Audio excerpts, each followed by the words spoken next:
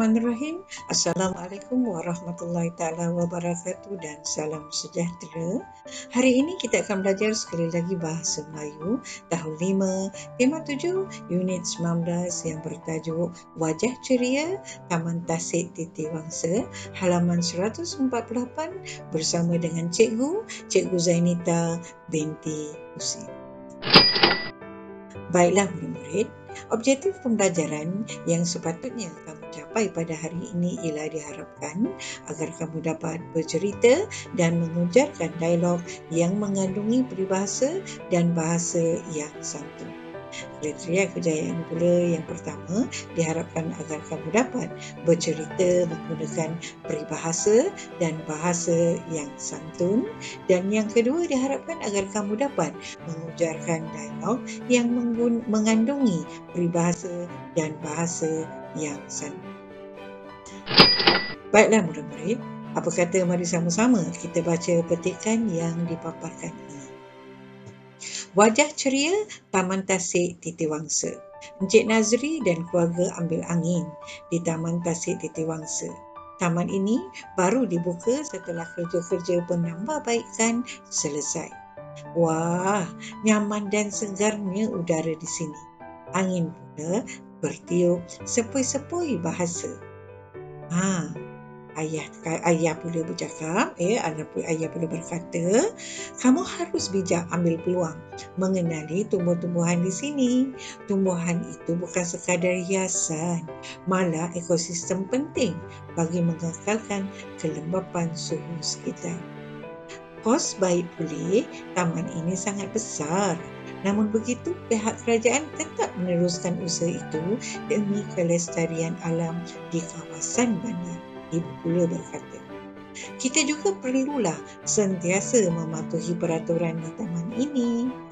Abang pula berkata, baiklah, seperti yang kamu telah saksikan, yang dapat kamu saksikan dalam paparan ini, telah dimasukkan juga, telah dilampirkan juga peribahasa bersama dengan dialog dalam petikan yang dipaparkan ini. Contohnya, sepoi-sepoi bahasa, hujan emas di negeri orang, hujan batu di negeri sendiri, ramai macam semut, kemudian ambil peluang, bagai isi dengan kuku, peluk tubuh, kemudian di mana ada kemahuan, di situ ada jalan, titik peluh, di mana bumi dipijak, di situ langit dijunjung, kemudian sepakat membawa berkat.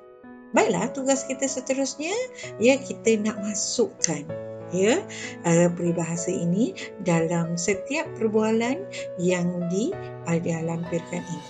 Perbualan antara adik dengan bapa, dengan ibu dan juga abang. Bersama dengan dalam keluarga Encik Nazri.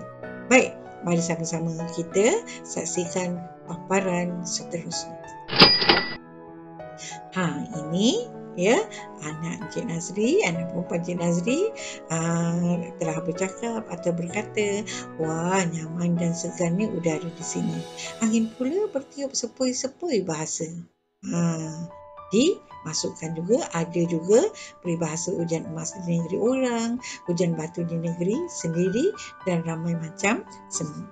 Jadi kita nak masukkan, kita nak tambah sedikit ayat dalam perbualan ataupun dialog anak perempuan Cik Nazri ini dengan memasukkan peribahasa yang telah disediakan ini.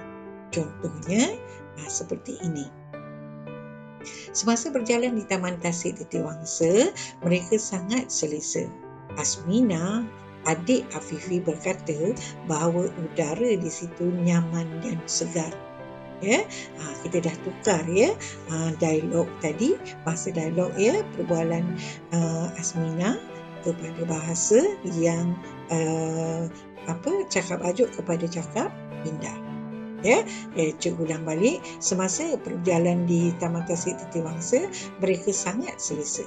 Asmina, adik Afifi, berkata bahawa udara di situ nyaman dan segar. Ini kita tukar. Daripada cakap ajuk ni kepada cakap pindah. Angin pula bertiup sepoi-sepoi bahasa. Orang yang berkunjung ke situ ramai macam semut. Baginya hujan emas di negeri orang, hujan batu di negeri sendiri. Itu dia peribahasa yang dimasukkan dalam petikan ataupun perenggan ini. Baiklah, seterusnya kita sama-sama saksikan perenggan seterusnya. Ini ayah perlu menerangkan, kamu harus bijak ambil peluang mengenali tumbuh-tumbuhan di sini. Tumbuhan itu bukan sekadar hiasan, malah ekosistem penting bagi mengekalkan kelembapan suhu sekitar. Kita nak tukarkan kepada cakap pindah menjadi satu perenggan. Bapa mereka menyarankan agar anak-anaknya tidak berpeluh tubuh dan bijak mengambil peluang untuk mengenali tumbuh-tumbuhan di situ. Kata beliau, tumbuhan tersebut bukan sekadar hiasan, malah ekosistem penting bagi mengekalkan kelembapan suhu sekitar. Hal ini demikian kerana tumbuhan dan ekosistem bagai isi dengan buku.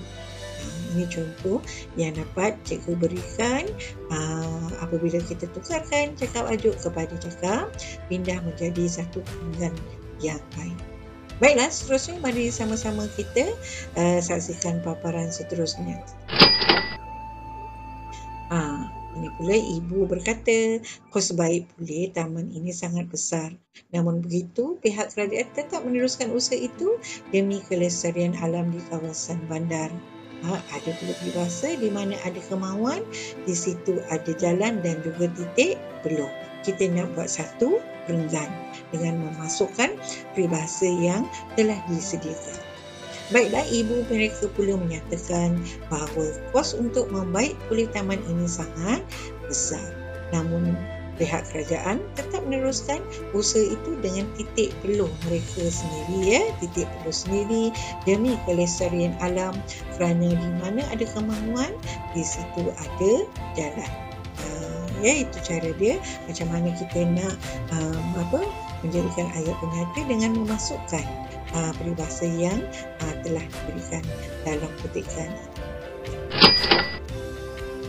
Baik, ini pula adik pula berkata, kita juga perlulah sentiasa mematuhi peraturan di taman ini.